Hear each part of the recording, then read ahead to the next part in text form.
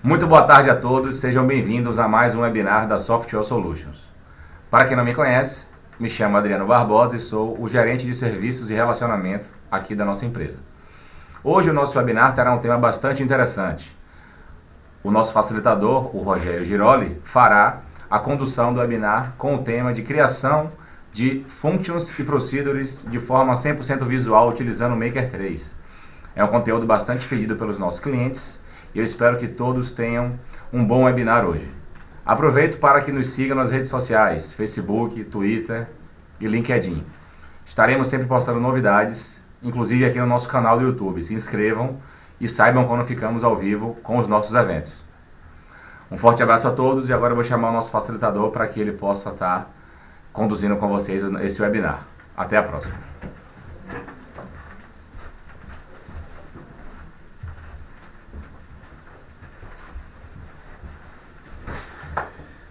Pessoal, boa tarde.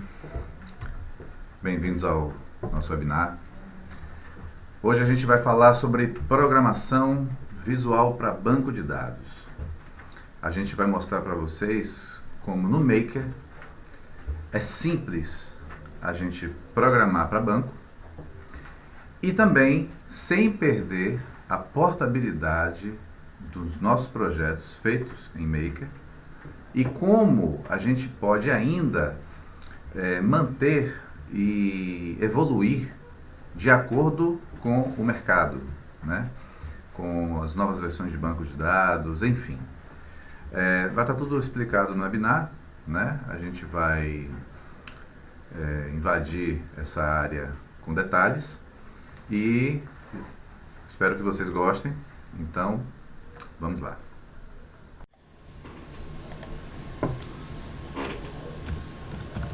Lembrando que a gente está utilizando um projeto que é disponibilizado como exemplo junto com o Maker.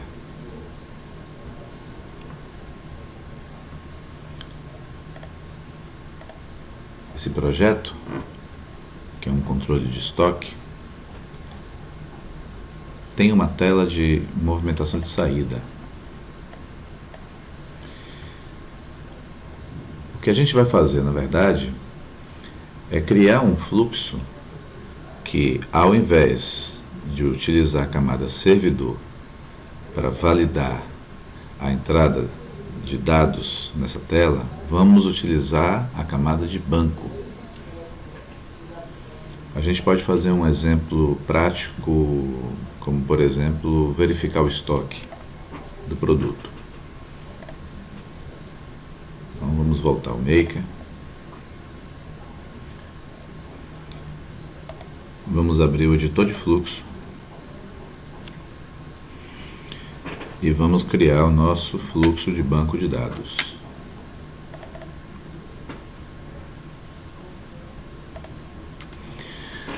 A princípio a gente precisa pensar que o fluxo ele se tornará, na verdade, uma procedure ou uma function do próprio banco.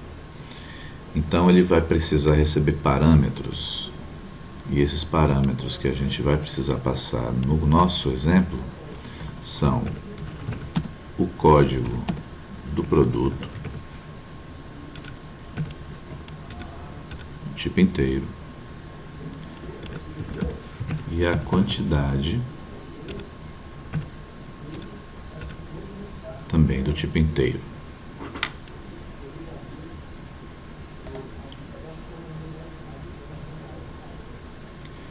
Vou criar aqui uma variável que eu vou chamar de estoque,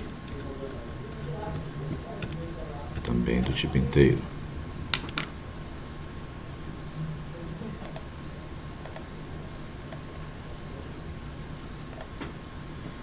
Bom, a primeira coisa que a gente vai fazer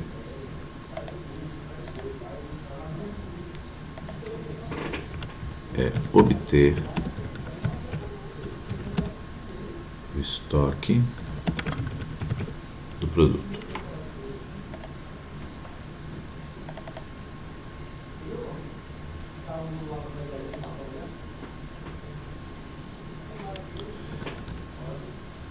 selecionando a função campo, atribuindo a variável estoque,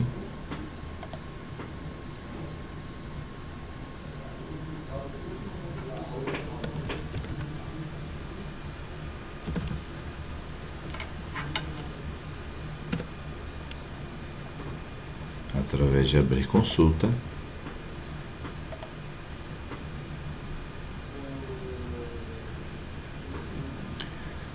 vamos selecionar a tabela Produto.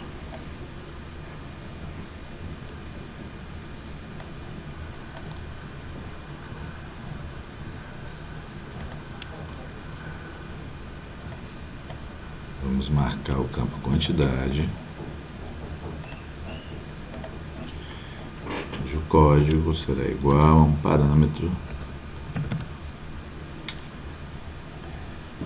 e esse parâmetro está associado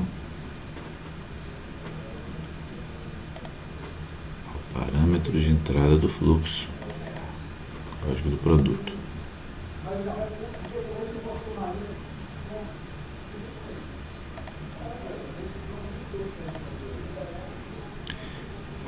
No parâmetro campo, vamos selecionar o campo Quantidade,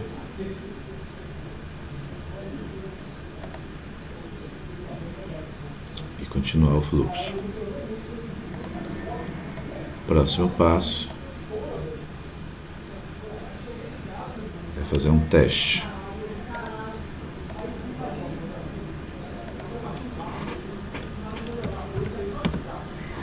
Vamos testar se quantidade maior do que estoque.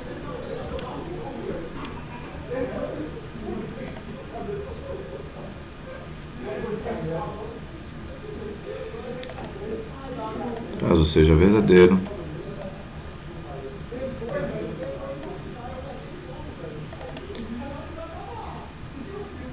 será emitida uma mensagem de erro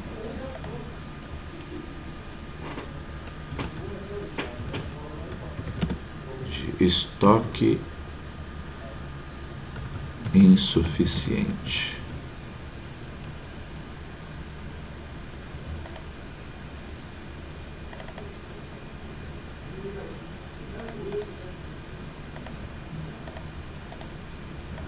Documentar.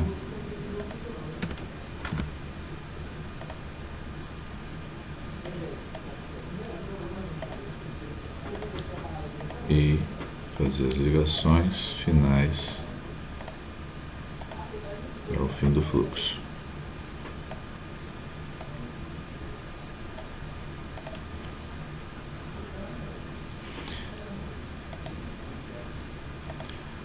Salvar o fluxo, não como cliente, mas como banco de dados.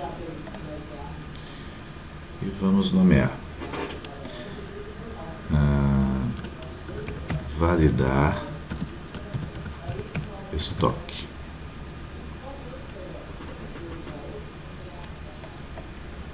Ok. Bom. Agora que criamos o fluxo, podemos previamente verificar o código-fonte gerado pelo Maker para o nosso banco atual. Através da opção Gerador de Código, podemos abrir uma tela onde escolheremos um código-alvo e na lista temos os nossos bancos de dados homologados. No nosso exemplo, estamos utilizando o Postgre 9.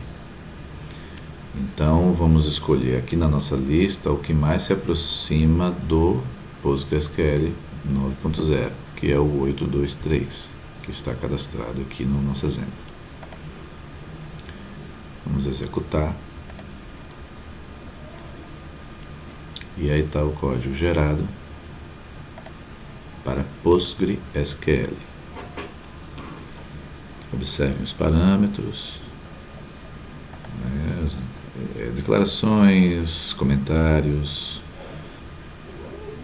enfim. Isso é só uma forma de visualizar o código-fonte gerado. Embora, na verdade, a gente não precisa fazer esse passo, não precisa passar por esse processo. Após terminado o fluxo, nós podemos simplesmente fechar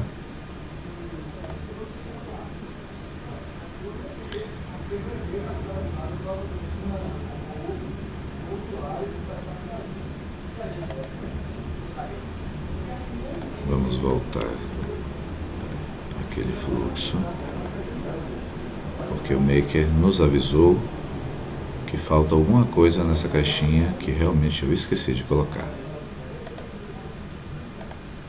A função maior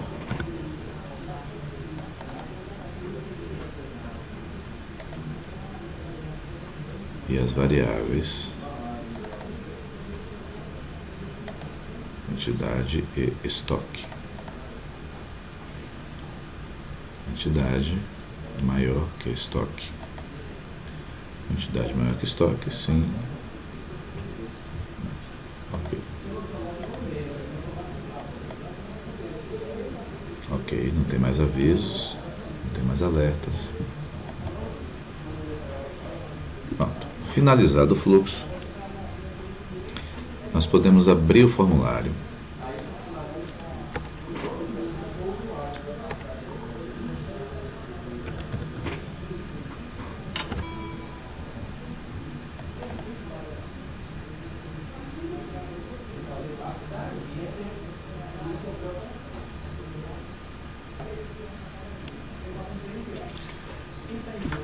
E agora a gente tem que prestar atenção sempre no seguinte: toda vez que a gente cria um formulário no Maker, a gente define uma tabela principal.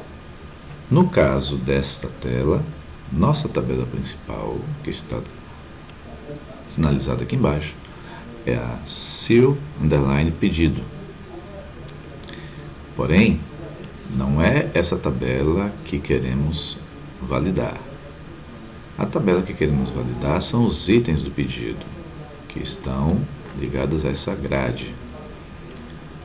Vamos abrir o formulário vinculado a essa grade.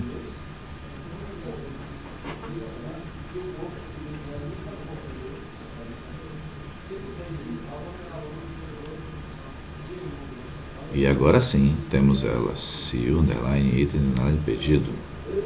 Essa é a tabela que a gente quer validar, ok? Então, vamos aumentar um pouco essa tela. Vamos escolher a aba Definições. Dentro dela, escolhemos a Dados do formulário. E aqui dentro temos um botão onde associamos ações à tabela.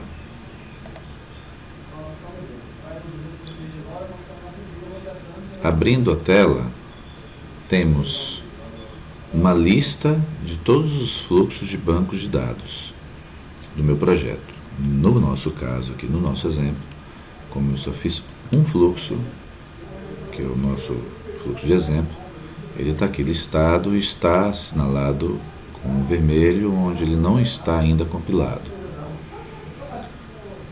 Antes de mais nada, vamos selecionar o nosso banco-alvo, que é o PostgreSQL, e podemos agora compilar esse fluxo diretamente no banco, onde ele vai gerar o código, executar o código gerado e criar o objeto, que pode ser uma procedure ou uma function, de acordo com o tipo do banco de dados que a gente está utilizando. Aqui é o código-fonte, como a gente já viu anteriormente naquela outra tela. E agora sim ele está compilado. Bom, como é que a gente gente pode verificar se ele realmente criou. A gente pode entrar dentro do Postgres.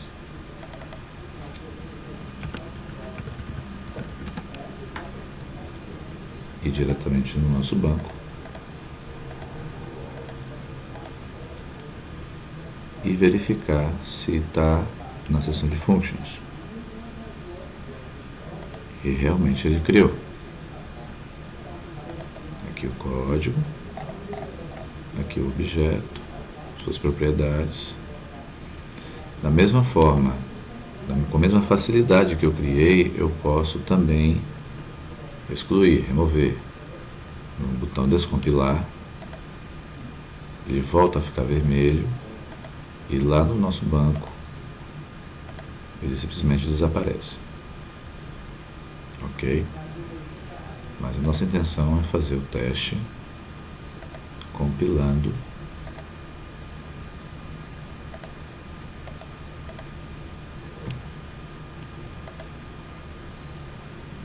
mas mesmo assim, mesmo ele criando essa function, esse objeto, ainda é preciso uma forma de manipular. Como é que a gente faz quando a gente quer executar um fluxo servidor, por exemplo, no nosso projeto? Como é que a gente dispara esse fluxo? Bom, a gente sabe que a gente pode escolher um dos eventos do formulário e chamar esse fluxo, ser disparado de acordo com esse evento que a gente escolhe. No nosso caso, no nosso banco de dados, cada tabela tem o seu evento para ser disparado, né? Então a gente vem aqui em eventos, a gente vai escolher um dos eventos, que no nosso caso é limitado a antes de inserir, antes de alterar, antes de excluir, depois de inserir, depois de alterar e depois de excluir. Como a gente quer fazer uma verificação do estoque, a gente vai escolher então antes de inserir, porque antes de inserir verificamos se há estoque disponível. Caso não tenha problema, ele pode ser gravado, senão a inserção ela é bloqueada. Qual é a ação que a gente vai executar nesse evento? É o fluxo que a gente acabou de compilar. Vamos adicionar. Ao adicionar, ele identifica que há parâmetros para serem correlacionados, abre a tela de inclusão de parâmetros, e aqui eu escolho o parâmetro e correlaciono ele a um campo da tabela. No nosso caso, esse campo é código. Depois de correlacionar, a gente adiciona. Ele ainda indica que falta um parâmetro, que é quantidade. O campo também é quantidade. A gente adiciona. E, não tendo mais parâmetros, a gente finaliza dando OK. Agora criamos um evento onde tem dois parâmetros correlacionados. Mas mesmo assim, a gente vai olhar aqui no banco que a tabela que a gente está trabalhando, que é itens pedido, ela não possui triggers, que é justamente os eventos que a gente estava citando, são tipos de triggers, né? A gente sabe que tem a trigger de before insert, after insert, before update, after update. A partir do momento que a gente cria esse evento e a gente manda compilar, ele vai criar no banco a trigger correspondente. Aqui é o código gerado da trigger. Ficou verde. E aqui a gente vai verificar se ela realmente foi criada. Aqui está a trigger. E a chamada à função que a gente criou através do fluxo.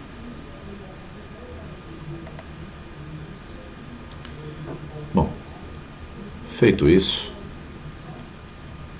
já podemos testar a aplicação com a nossa validação através do fluxo do banco de dados. Vamos voltar.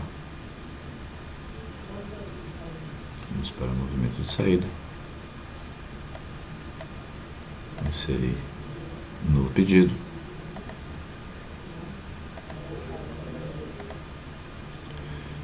Vamos escolher o ciclo do produto.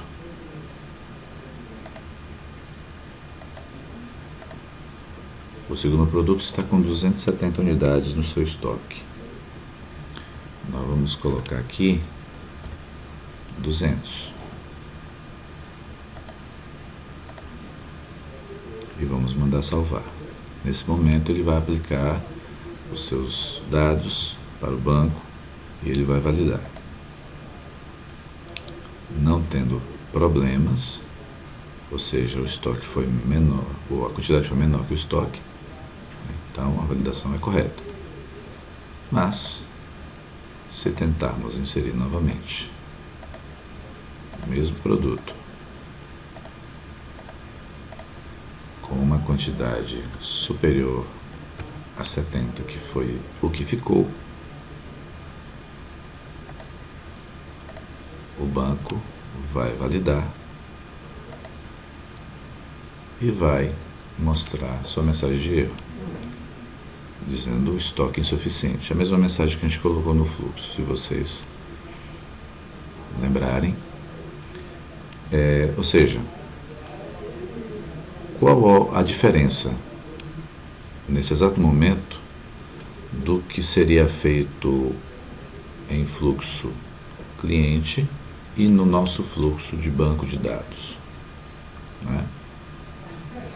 Bom, a gente primeiro pode pensar que a gente está balanceando o processo, né? A gente pode pensar que, bom, não vou sobrecarregar meu servidor, vou deixar o banco trabalhar um pouco mais, né, e desafogar o meu servidor. Isso é um pensamento, a princípio pode ser válido, mas o principal é o fato de que o seu banco de dados está sendo assegurado para qualquer tipo ou qualquer forma de entrada de informações. Eu coloquei esse fluxo, né, eu criei esse fluxo no meu projeto, eu compilei ele no banco, eu criei um evento para ele ser disparado através do banco e estou garantindo que, não só através da minha aplicação, da interface do meu sistema, mas através de qualquer forma de entrada de dados, como web services, como linha de comando, qualquer forma de inserir os dados no meu banco, ele vai validar essa informação. Imagine que se eu fizesse um fluxo na camada servidor e tentasse fazer essa checagem, ele, através da aplicação, ele realmente iria contestar o dado e me dar uma mensagem de erro. Porém, se eu inserisse através de linha de comando, o meu fluxo na camada servidor não seria executado, ok?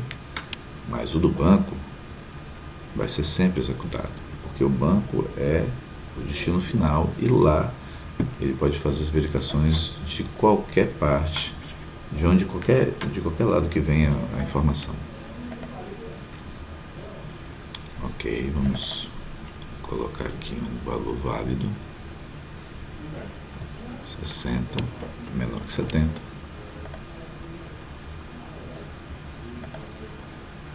Finalizar aqui. Ok. Bom, um outro fator importante que a gente deve levar em consideração e que algumas pessoas podem estar até se perguntando nesse exato momento. Bom, ok, isso é muito lindo. Eu coloquei algumas regras, algumas validações no meu banco, meu banco está funcionando com essas regras, meu sistema funcionando bem com essas regras, muito bonito, muito lindo. Porém, existe um determinado momento em que o seu projeto pode mudar de configuração. E o cliente, ou até a necessidade do próprio projeto, requer a mudança de banco.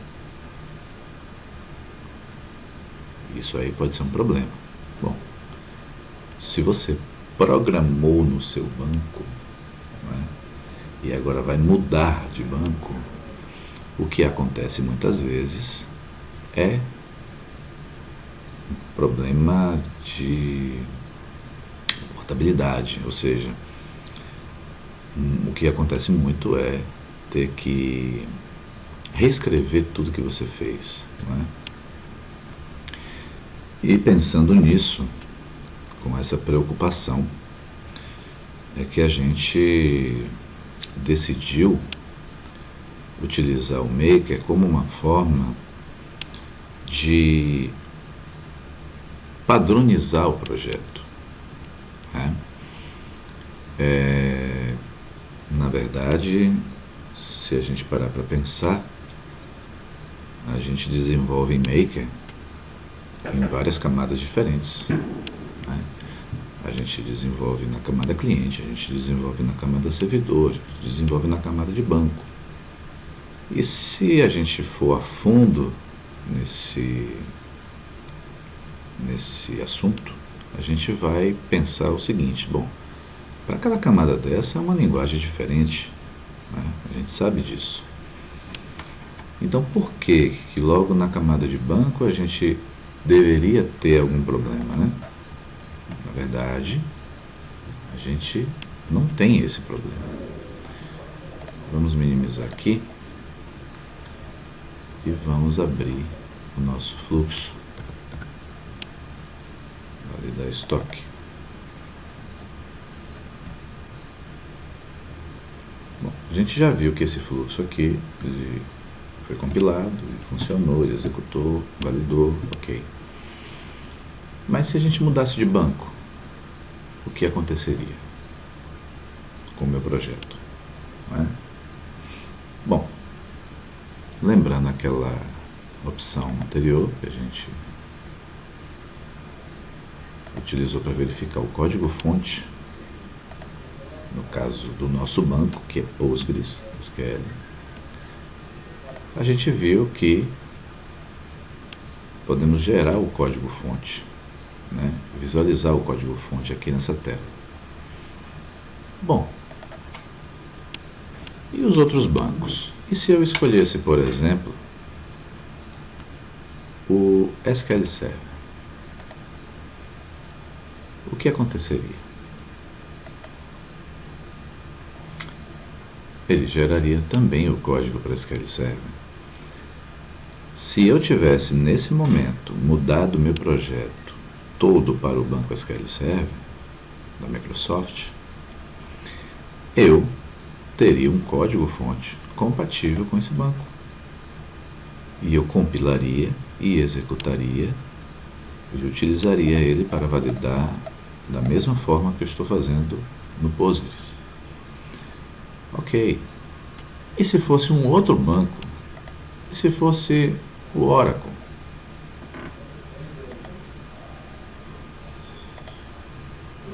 A mesma coisa.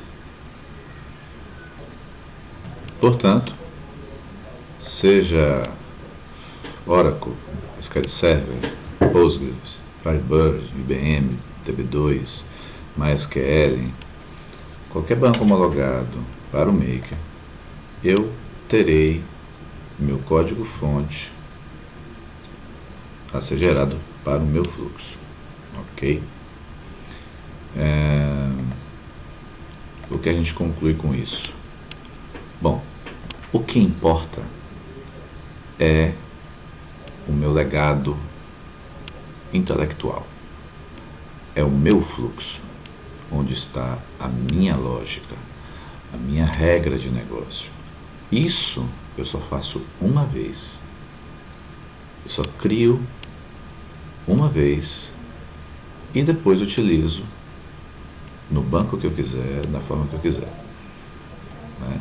Inclusive, eu poderia até mudar de camada.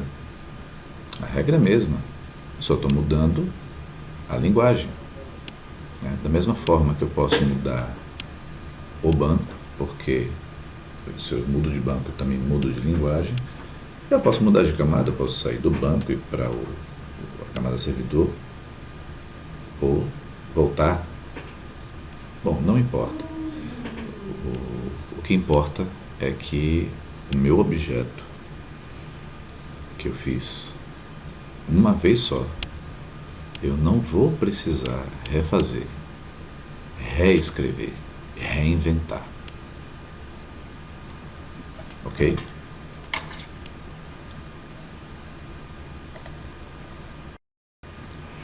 Bom, o que também muita gente pode questionar é o fato da tecnologia estar sempre evoluindo, né? E daqui a 6 meses, um ano, sai uma nova versão do seu banco de dados. Por exemplo, a gente hoje está no PostgreSQL 9.0, amanhã está no 9.5, depois o 9.8, enfim. Aquela versão que sai de um banco ou outro vem com novidades e às vezes uma carteira de funções mais ampla, né? Então, as pessoas podem estar se questionando, bom, como é que funciona então? Como é que o Maker ele resolve essas coisas, né? Como é que a gente pode manter a compatibilidade para versões futuras? Bom, eu separei um exemplo aqui para a gente fazer um teste, né? E eu vou exemplificar aqui para vocês, tá? Um exemplo simples, só para vocês entenderem como é o funcionamento. Bom, vamos fazer de conta que nesse fluxo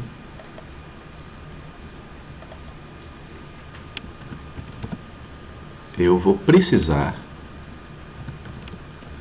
obter e guardar numa variável o dia da semana. Ok? Criei uma variável chamada dia da semana. E agora eu vou utilizar um processamento para guardar essa variável.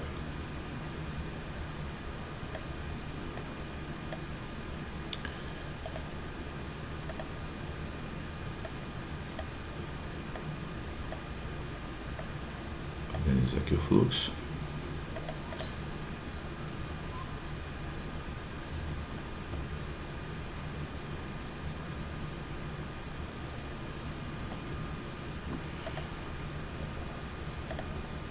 Vou guardar na minha variável o resultado de uma função que eu tenho aqui na minha API, chamada dia da semana. Ok? E a data, que eu vou passar como parâmetro, será uma outra função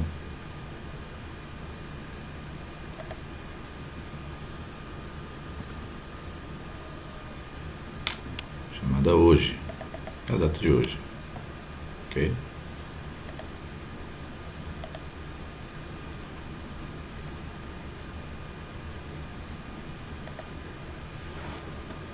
Aqui eu vou documentar.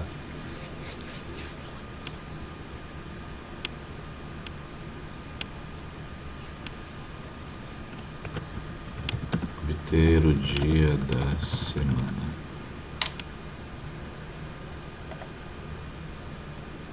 Ok? Vou salvar o fluxo.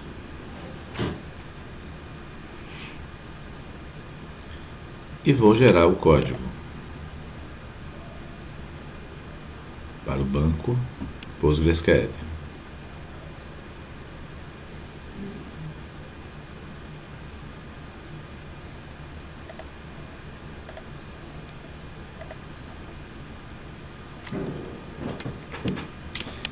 Eis que me vem um erro.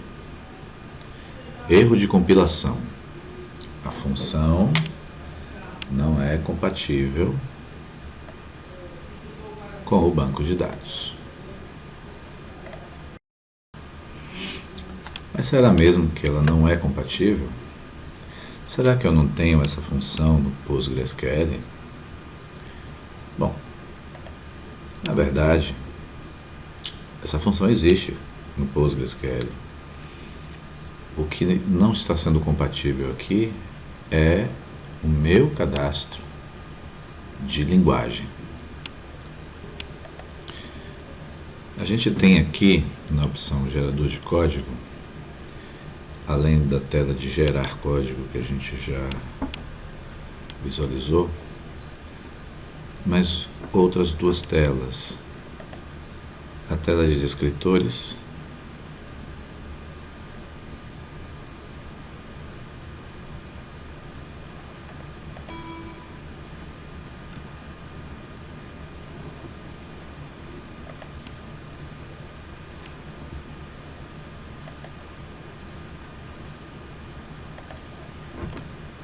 e a tela de linguagens.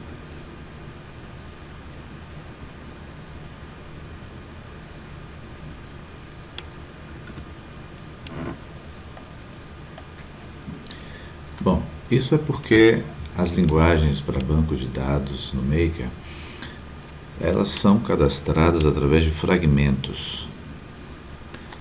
Então, quando temos aqui os nossos 6 bancos homologados, podemos escolher um deles e determinar de que maneira cada fragmento vai ser gerado no seu código-fonte. Principalmente as funções, né? Então, por exemplo, EBF Date Hour é como está cadastrado como descritor, né? Isso aqui, na verdade, é uma espécie de código da função, né? Vocês devem estar se perguntando de onde vem esse código da função. Bom, para explicar melhor, vou minimizar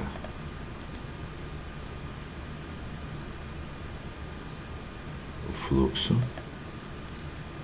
entrar no cadastro de funções. Aqui no cadastro de funções, a gente vai procurar a função que tanto nos interessa. Dia da semana. Aqui nessa tela tem um campo chamado nome real, que é um nome único, que serve para identificar a função. O outro campo, nome ou apelido, é apenas uma espécie de nome fantasia, um nome de fácil memorização, vamos dizer assim, né? Mas o que nos interessa mesmo é isso aqui. Queremos esse nome real que utilizaremos para incorporar a nossa linguagem de banco de dados. Voltamos ao fluxo. Precisamos primeiro cadastrar um descritor, que é um fragmento de linguagem.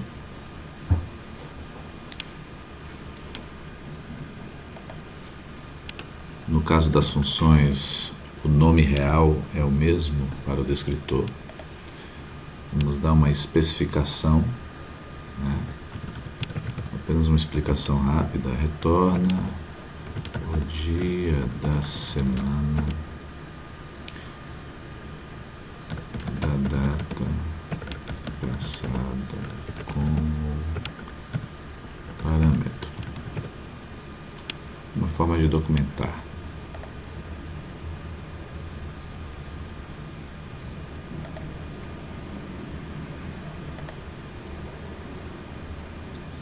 Cadastrado o descritor.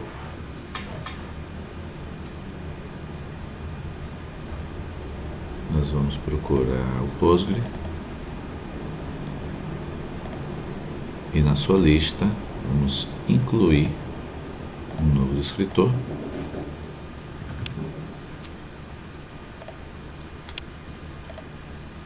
E aqui sim colocar de que maneira será gerado o código dessa função. Temos algumas regras, existe uma documentação ampla que explica como se cadastra, como se define os fragmentos de linguagem, mas aqui a gente só vai dar um exemplo para vocês entenderem como é que funciona na prática. Antes de eu terminar aqui de cadastrar, vamos fazer o seguinte: vamos abrir o editor do Postgre, testar alguns comandos. Bom, vamos ver aqui que dia da semana nós teremos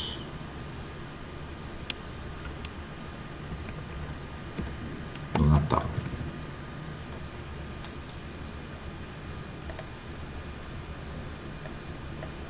Bom, essa é a data que eu quero.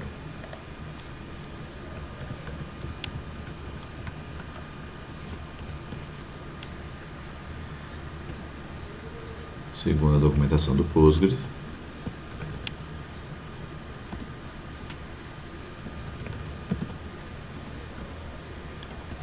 a sintaxe seria essa.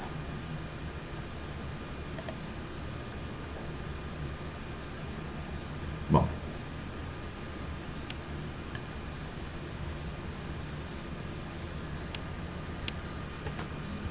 vinte e cinco é 5, 26 é 6,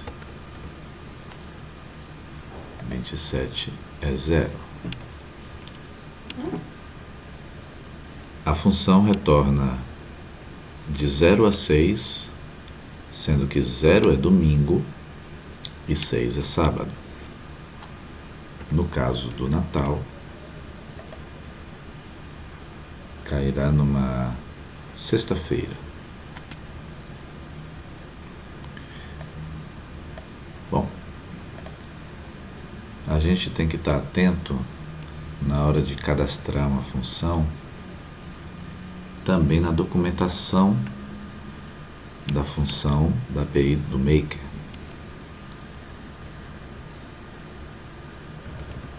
Primeiro vou fazer isso aqui e explicar. Bom, segundo o nosso teste, a sintaxe é o extract do from e o parâmetro passado, que a gente identifica aqui como percentual 1, que é o primeiro parâmetro, mas no caso dessa função é o único também. Então, dessa forma, quando você gerar o código, você vai ter essa escrita e o percentual 1 será substituído pelo valor do parâmetro que você passou. Pode ser uma constante, função, um outro fluxo, enfim. Agora, será que isso está correto? Bom, eu vou salvar, vou gravar e a gente vai dar uma olhada na documentação.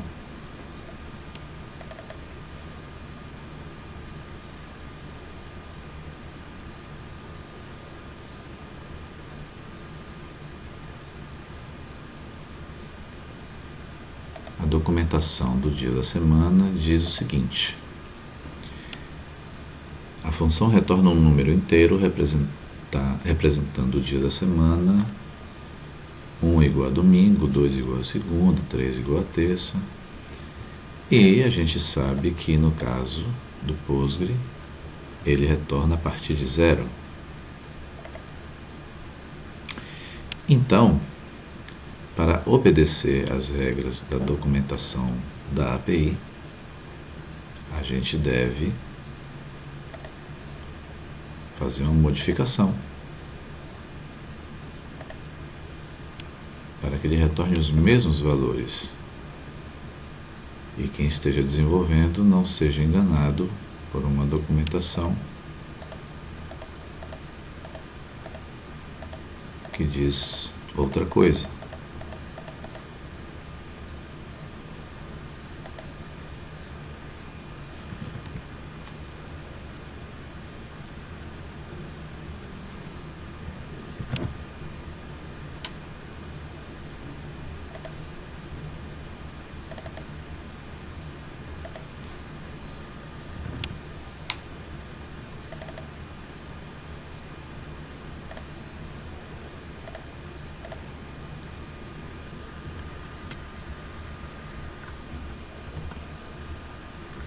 Vamos simplesmente, ao final do resultado da função,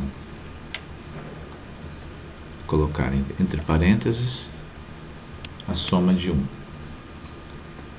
E assim, quando retornar 0, na verdade retornará 1, e aí por diante. Mas vamos ver na prática.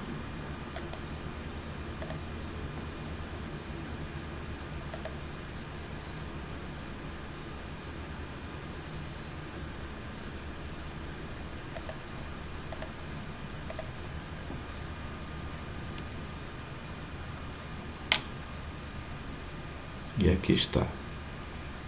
Variável dia da semana será igual a extract do from current date mais 1. E esse mais 1, lembrando, é para obedecer a documentação da API. Para que o desenvolvedor não pense que domingo será o número 1. E no caso do Postgre, ele retorna o número 0. Ok? Então, vocês viram como é fácil ampliar o poder da geração do código, da linguagem, para outras versões e outros bancos. Caso a gente queira também cadastrar outros bancos, também é possível. Ok?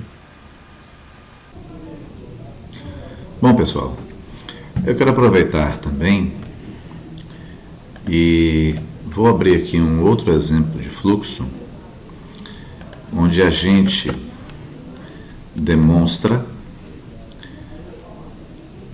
o poder do processamento de banco. Deixa eu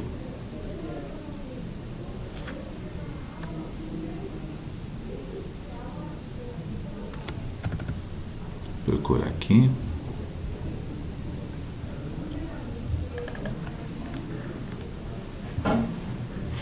Bom, eu deixei esse exemplo já pronto, mas para que vocês entendam, o fluxo é simplesmente o seguinte: ele abre a tabela de produtos, ok? Aqui eu tenho uma consulta,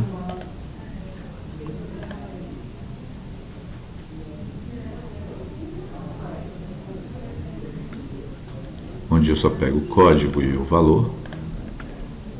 Ok?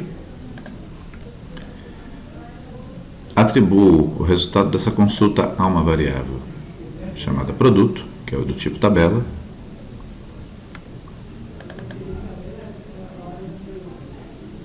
Minha condição de loop é a função existem registros, onde eu passo a tabela como parâmetro. À medida que houver registros, eu mando atualizar a tabela de produto com o percentual. Aqui vocês podem ver a equação, né? De acordo com o percentual que a pessoa passar como parâmetro, ele atualiza. Depois o próximo registro, e assim que acaba, fecho a consulta, tá? Importante enfatizar o uso dessa função, principalmente para quem desenvolve em Oracle, porque quando você abre cursores no Oracle e não fecha costuma dar problemas, né? Ele tem um número limite de cursores abertos. Muita gente acostumada a programar em outros bancos, acostumado com esse estilo de programação, tiveram dificuldade quando foram para o Oracle. Então, essa função é importante, porque quando você está fazendo um fluxo para banco e você abre uma variável tabela que, na verdade, para o banco de dados é um cursor, você tem que fechar, né, a tabela, ou seja, o cursor, no caso do banco, senão ele dá problema, ele dá estouro de limite, etc. Ok? Bom, isso é o que o fluxo faz. Eu vou varrer a tabela de produtos, vou reajustar o preço de acordo com o parâmetro que eu passar para o meu fluxo. Tá? Vamos fechar aqui e vamos entrar na tela.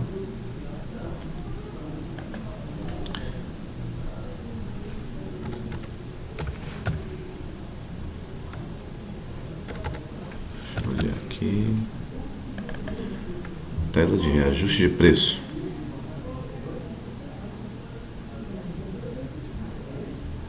Nessa tela eu coloquei um campo onde eu vou informar o percentual e um botão que eu vou executar chamando esse meu fluxo. Mas observem que dessa forma que eu estou fazendo aqui é um pouco diferente da que eu mostrei anteriormente. Vamos abrir o fluxo aqui do botão. Bom, ele recebe o parâmetro percentual que vem da tela e aqui dentro eu utilizo uma outra função chamada executar comando SQL.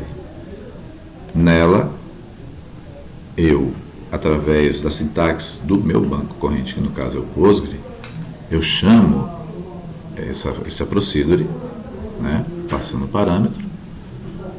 Aqui eu tenho que passar uma lista de elementos com o parâmetro que eu quero passar para a procedure, ok?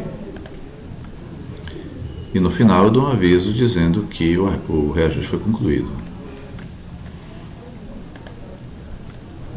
Bom, como é que funciona isso na prática?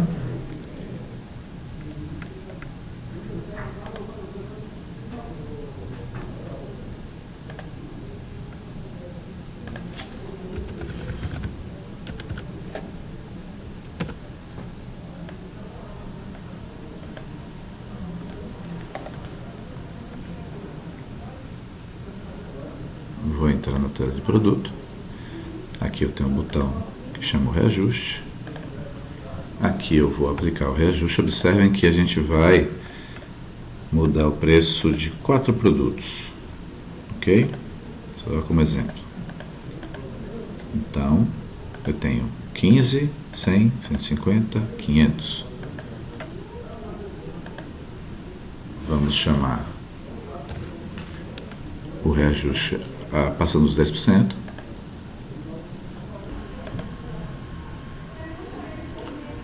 Reajuste de preços concluído. Ok? Vamos atualizar o formulário.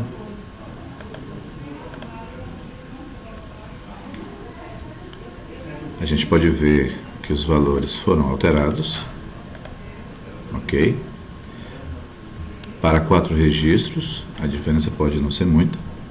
Se a gente estivesse fazendo o processo através de um fluxo servidor, né, provavelmente seria um tempo muito parecido, mas se a gente estiver falando em milhares de registros, a diferença de um processamento no banco para a camada servidor é muito grande.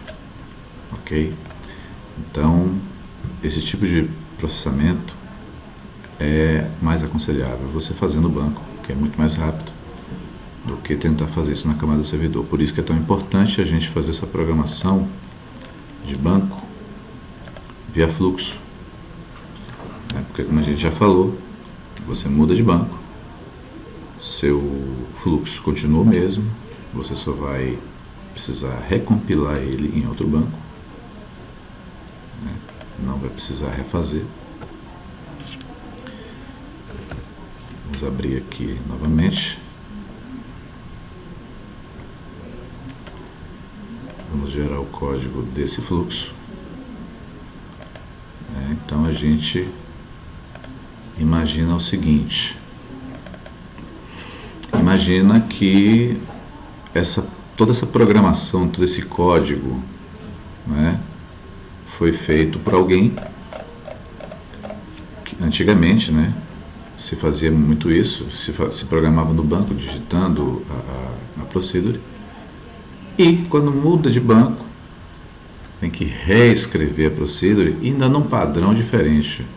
Por exemplo, se fosse um Oracle, não poderia mais ser escrito assim, teria que ser escrito dessa maneira, usando outra sintaxe, tendo outros conhecimentos sobre a linguagem, que no nosso caso aqui a gente não precisa. O Maker já tem todos os bancos homologados cadastrados, né? Caso você encontre uma função que não esteja cadastrada, você mesmo pode cadastrar. O Maker é aberto para isso, né? Dá esse poder de você ampliar a API da sua linguagem, né? E diante disso, o poder está em suas mãos. Ok? Estou gerando aqui o mesmo fluxo, a mesma procedure agora em SQL Server.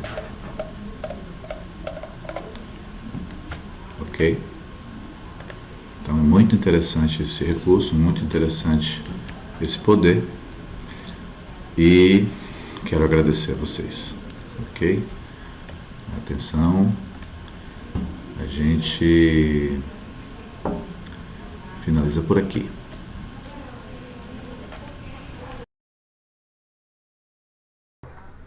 Quero agradecer a todo mundo que assistiu, né? E qualquer dúvida, o pessoal pode entrar em contato com a gente. Espero que vocês tenham gostado, né? E, bom, até a próxima. Fiquem com o Adriano. Obrigado.